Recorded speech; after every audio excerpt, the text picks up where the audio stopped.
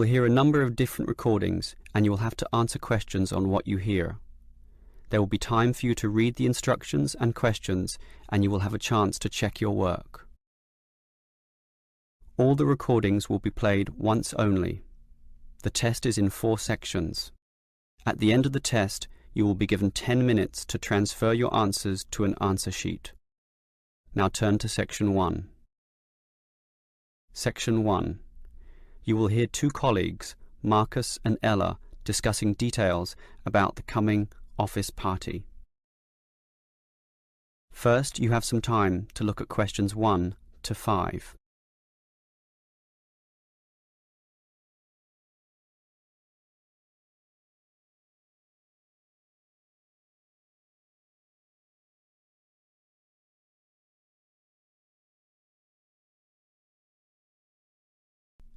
Now we shall begin. You should answer the questions as you listen, because you will not hear the recording a second time. Listen carefully and answer questions 1 to 5. Okay, Ella. As you know, you and I have to make the big decision about in which restaurant we are going to hold our office celebration. Well, we're celebrating 20 years of operation, so I think it has to be a good restaurant. Something which will really impress people and make them think better of the company. We do have a budget, though. It's how much? $2,000, and that should be enough for a good meal. Actually, it's $3,000, not $2,000. I confirmed that today. That should be enough for a great meal, then. Well, this is a significant milestone. So, should we go for a buffet meal at a local hotel? All you can eat? Something like that?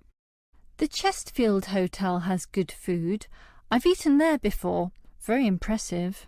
Yes, I've got the brochure here. Do you know how much it costs? The full buffet banquet is beyond us, I'm afraid. Yes, but we don't have to get the banquet. They have set meals for cheaper prices. Show me the brochure. What about this? Set meal C is $50 a head, and that's just within our price range. It includes a main meal with prawns, and there's other seafood as well. Look, there's even a seafood platter with crabs, oysters, everything you like. But not everyone likes seafood.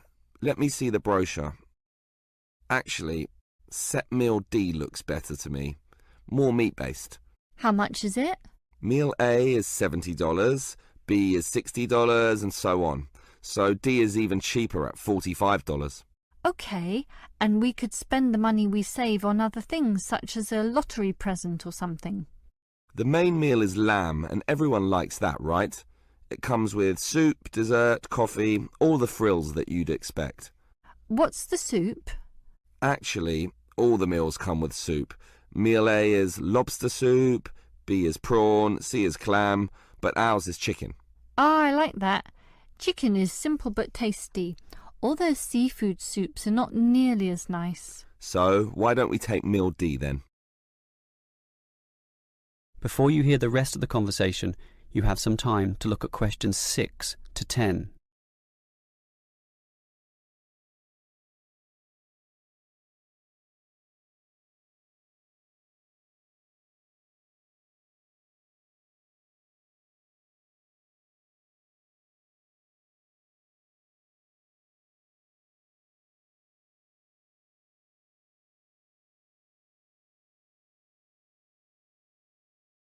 Now listen and answer questions 6 to 10. All right, we've picked the restaurant and meal for this celebration, so that just leaves the time and date to be decided. We need to do it soon.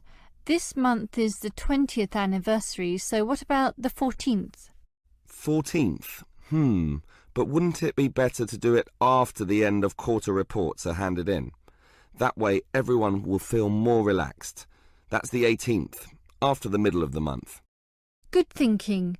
That's why you're the office manager and I'm not. And that leaves the starting time. After work, but not too late, right? Well, any time is fine, I should think.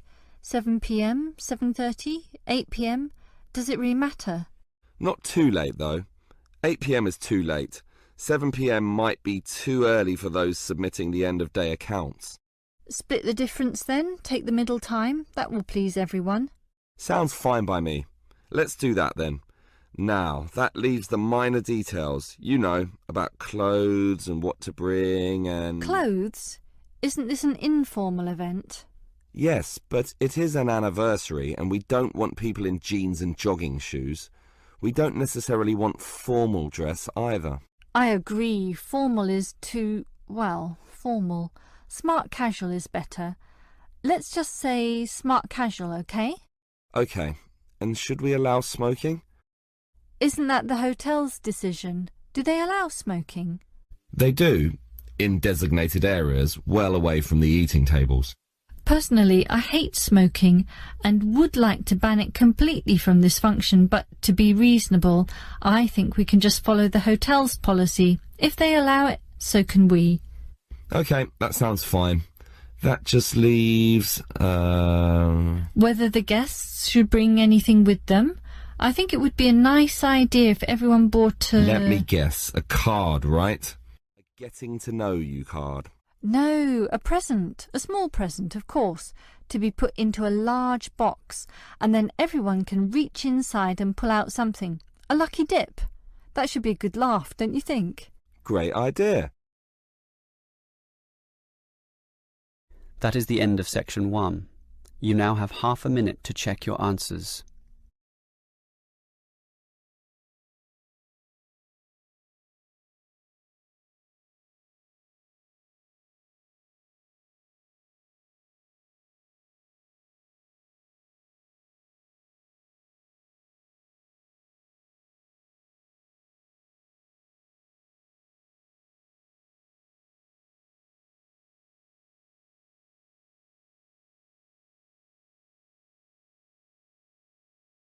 Now turn to section 2.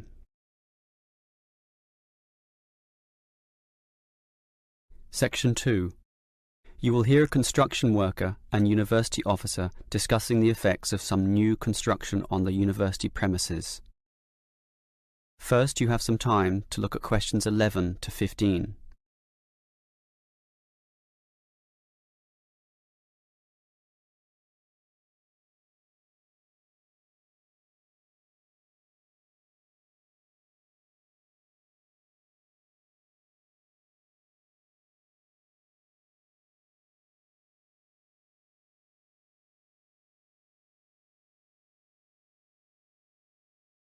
Now listen carefully and answer questions 11 to 15. Hello, Helen, is it? Yes, that's right. And let me begin by saying that your construction is already causing considerable disturbance to our student body. I'm afraid we have deadlines to meet, but you did ask for a timetable. We can certainly try to do the noisiest work at specific times when it least disrupts the students. Good. I've already emailed you about sensitive times of the day. Obviously, our lunch period is the best time for you to do all the noisy work. Yes, and as a result, in that time we are reserving all the jackhammer and drilling work necessary for breaking up the old concrete paths. So that will be between noon and 1:30 p.m. It will result in some delays to us, but not enough to significantly put us behind. So we're happy to do it at that time. The other time you mentioned as favourable for our noisiest work is after 5 p.m. As you know, due to the deadlines, we work at night to 8 p.m. Yes, I see the lights at night when I walk to my car. Well, we can similarly put most of the digging of earth, or in other words the excavation, to that time. And that work is certainly noisy due to the engines of the earth-moving vehicles. Inevitably, of course, there must be some noise during the day, and I think that the best we can do is concentrate it at one specific time so that at least you can anticipate it. That time will be from 10 a.m. to noon. We've just finished cutting down and sawing up all the trees, so that morning period will now primarily be involved with the pouring of concrete. That must be done early in the day to allow the concrete to harden during the daylight hours. It will involve considerable noise, I'm afraid, mostly from the trucks and concrete mixers, so expect some racket in those 2 hours. So what will happen in the late afternoon? Will it be quiet enough for exam work? I believe so, since in that first hour and a half we'll be having our lunch break, and in the remaining 2 hours we'll just be making the concrete look nice, you know, removing leaves, broken pieces, and making it all level and flat before it hardens. So the noise will certainly be at a minimum in that period of time. Before you hear the rest of the talk, you have some time to look at questions 16 to 20.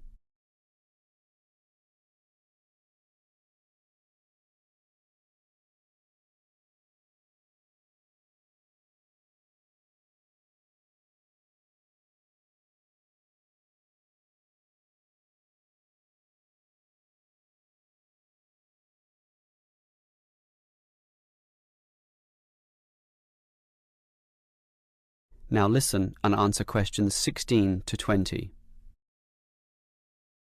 Well, it's good to know this construction activity won't disturb us too much, and I trust it's all worth it. Perhaps you can tell me how this new plaza will look when it's all finished. Can you give me some idea of the final appearance? Oh, it's going to look very nice. For a start, right now we've just got concrete paths, and as you can see, we're breaking that up and removing it, and soon we'll be laying polished stone. Really? Stone? And polished too? Yes, it will look very good, nice and shiny, giving a touch of class. The university is certainly spending some money on this. I guess it will be the showcase plaza, especially with a fountain as well in the front corner. And there'll be shops too at the back in that other corner area. Right now it's just empty space, but soon you'll be able to buy things there, not just from one shop either, but many. I suppose that will help the university draw some income as well. And see that long narrow part on the left-hand side? We had planned to put seating there, but we soon realised that wasn't such a good idea. We thought about a coffee shop, but finally decided that it would be better to have a garden, since there's so much natural sunlight around that area, so that's what we're doing. It should look very nice indeed, particularly when it grows a bit. And after some thought, it was decided to put the seating in the centre of the plaza, since being right in the middle allows everyone to be seen, and everyone to see everything, creating a very fun atmosphere. Along those same lines, that is, in order to create a better atmosphere, we're changing the facade of the buildings facing into the plaza. Right now there's nothing there, just walls without any ornamentation. We thought that we could either paint them with interesting pictures, perhaps with modern art or that sort of thing, but then decided to simply hang plants there, in keeping with the natural look of the place. Well, keep up the good work. I'm sure it's going to look wonderful when it's all finished. That is the end of section 2. You now have half a minute to check your answers.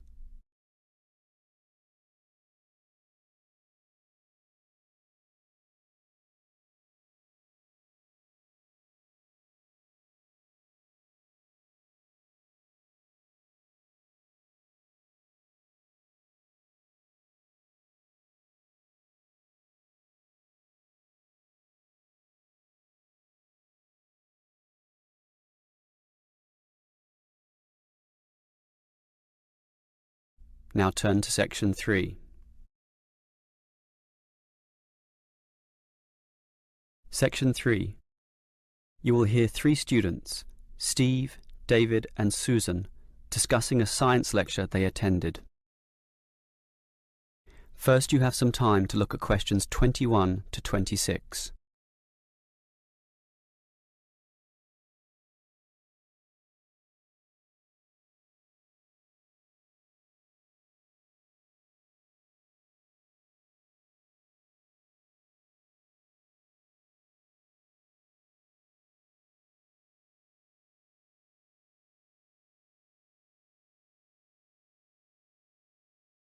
Now listen carefully and answer questions 21 to 26.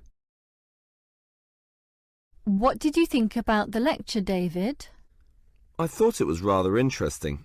I liked the way it examined the personalities as well as the achievements of the 3 great physicists of history. It was also interesting in the way it highlighted that all of them had traits in common, despite being removed by centuries. What did you think, Stephen? I thought, for their times, all 3 scientists were quite revolutionary. Also, I found it quite funny how Galileo, the Italian physicist, in his great work, what was it called? It's usually abbreviated to two systems. Yeah, in the two systems. It isn't really science in the conventional sense at all because it's so funny. How can science have characters, one of them with the name Simplicio? I think, though, that it stands as significant in that it was the first major work in which authority was challenged. Before that, the church and the state and royalty all held absolute authority over the thinking of the times, but Galileo was brave enough to challenge this by putting forward scientific truth. It simply started everything. I agree with you there, and it was important, and I don't wish to underestimate that at all. But Galileo's works were somewhat scattered. He couldn't fuse all the ideas together. That had to wait for Newton's Principia. So why do we call it that? It's not even English. Well, Newton wrote his Principia in Latin, as was the practice of all scientists of the time. Principia is the key word in the title, which we usually use when referring to this great work. And I think you're right, David. Its significance lies in the way it finally created order. Before that, things were still confused, disordered, let's say. That's right, Susan. With Newton, the heavens became like a clockwork mechanism where the orbits and motion of the planets and comets could be predicted. Newton simply created order and suddenly the universe seemed understandable. Until Einstein came along and confused the hell out of everyone. Yes, I agree that his relativity is mathematically complex, but once you conquer this, it is remarkably straightforward. Why did he call it relativity, anyway? Because every motion is relative to the motion of other bodies, hence relativity. I suppose it's a logical name, when you think about it.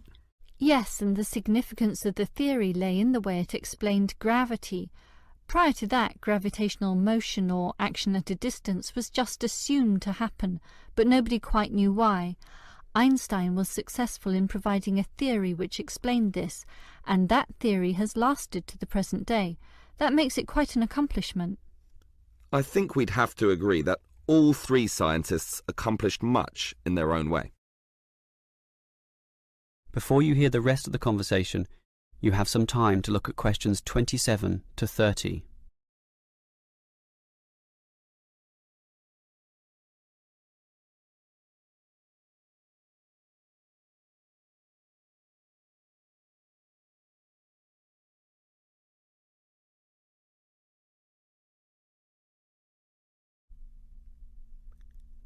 Now listen and answer questions 27 to 30.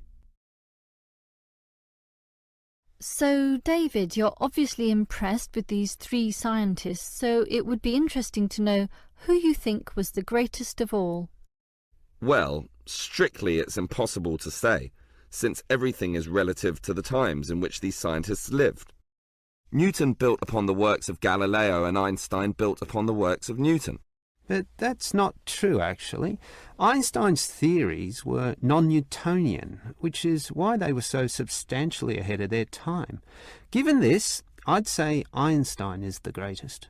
Well, certainly, Steve. I accept that Einstein was great and substantially ahead of his time, but Newton's laws are still used today. Galileo, in contrast, didn't form any workable theory that lasted, and Einstein's theories are more just theoretical abstractions. Well, not really. We still use them for cosmological theories, black holes. Not for everyday life, not for normal planetary physics. In that sense, Newton has stood the test of time and must be considered the best of all. What do you think, Susan?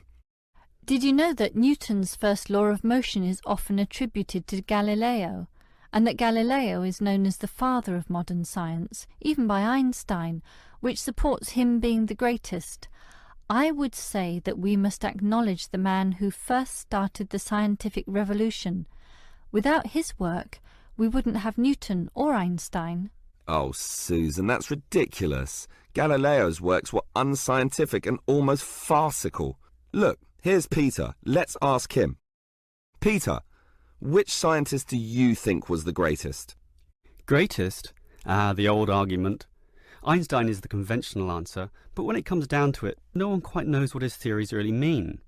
Newtonian physics is at least understandable, so I'll go for him. Yes, there you go. Well, we'll just have to agree to disagree on that one. That is the end of section 3. You now have half a minute to check your answers.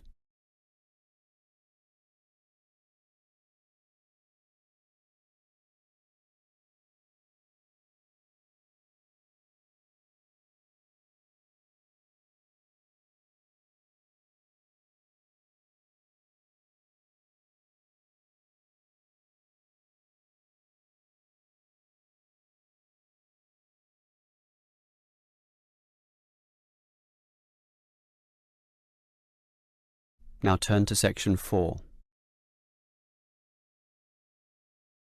Section 4. You will hear a lecturer talking about brands and branding. First, you have some time to look at questions 31 and 32.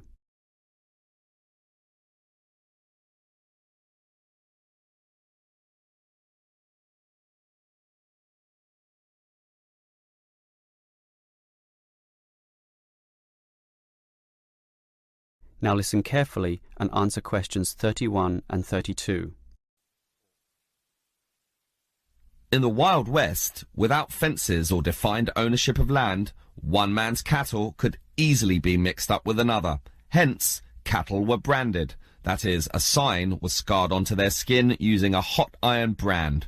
Well, we still use the word today, but in a more general sense. Putting it simply, a brand is a name, term, design or symbol which identifies one's seller's goods from another. The car model might be called an Echo, but the brand is Toyota, complete with a Toyota symbol. People will trust brands, leading them to buy other products of the same brand.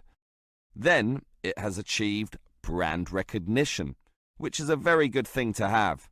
Similarly, perhaps your clothes are Gucci, your jeans are Calvin Klein, your medicine is Procter & Gamble, and your cheesecake is the pleasantly termed Sara Lee. And that's the way you like it. Actually, all those previous brand names show you one way to coin the name of your brand. Just name your company and its products after yourself. This is known as using founders' names, which is all right if your name is catchy and cadence, such as, well, Calvin Klein, but there are many other ways as well. Before you hear the next part of the lecture, you have some time to look at questions 33 to 35.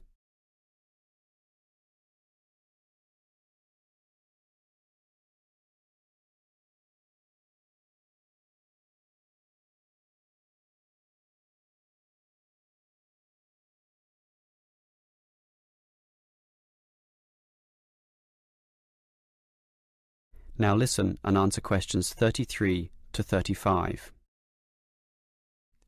Well, here are some other ways to decide on your new brand name. You could use an acronym such as IBM or AWA, which sounds modern, scientific and technically proficient. You might also wish to evoke feelings with an evocative name, such as Everest Airlines, where the skies are yours, or Amazon Books, with streams of literature, biggest in the world, or Nike, named after the winged Greek god of victory. Alternatively, you might like to describe your product by using a descriptive brand name, Safe and Sleep Bedding, Ever Alert Security System, and so on. Or you could make it rhyme to be more easily remembered, Reese's Pieces, Faster Pasta, and others. Another method is just to invent a word when none existed before, technically known as a neologism. Names such as Wii, Kodak, or Rolex. And there are more methods as well. Each comes with its own appeal, but ultimately, everyone wants a global brand. Facebook, Pepsi, Nike, a name recognized all around the world. Before you hear the rest of the lecture, you have some time to look at questions 36 to 40.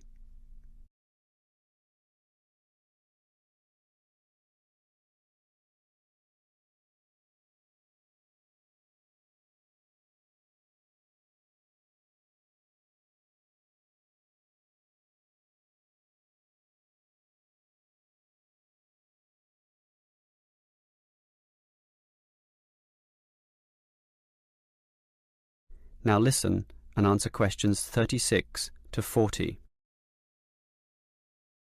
Now, let's go a little deeper into brands. One of the things which companies seek for their brands is an independent identity, or a concept regarding how the buyer feels about or perceives the product. A good example is Marlboro cigarettes, with its cowboy imagery and sponsorship of car racing, all targeting a manly, tough male buyer.